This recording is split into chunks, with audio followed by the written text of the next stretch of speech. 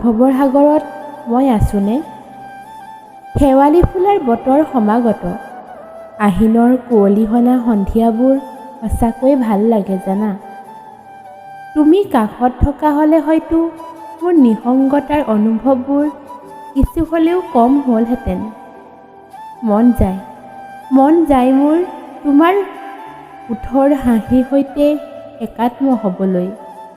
মনৰ ৰঙীন সপোনবোৰ, আশাবোৰ আৰু কত যে হৃদয়ৰ বতৰা তোমাৰ সৈতে এখন্তেক নিৰিবিলি কোনো পৰিৱেশত কটাই পাৰ কৰিবলৈ।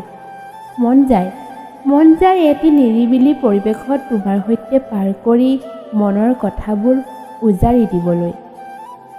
শীতৰ স্নিগ্ধ জোনাকী নিশা তোমাৰ সৈতে প্ৰেমৰ সংলাপ গাবলৈ মই আগ্ৰহী।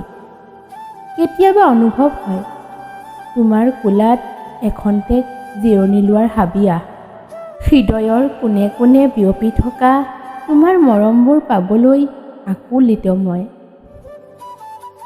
মই আকুলিত হৈ ৰওঁ তোমাৰ বাবে।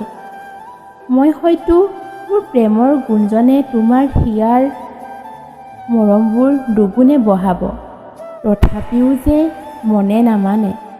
তুমি আহিবা বুলি অধীৰ আগ্ৰহেৰে এতিয়াও যে তোমাৰ অপেক্ষাত ৰৈ আছোঁ মই।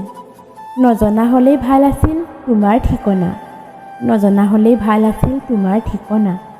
নজনা হ'লেই হয়তো আজিও হৈ থাকিলোহেঁতেন উৰুৱা পক্ষীৰ সখীজনী, হৈ থাকিলোহেঁতেন উজ্জ্বল পৰ্বতীয়া জুৰিটি। তোমাৰ ঠিকনাই কাঢ়ি লৈ নগ'লহেঁতেন মোৰ অবাধ স্বাধীনতা। সেয়ে কোনোদিন নজনা হ'লেই ভাল আছিল তোমাৰ ঠিকনা।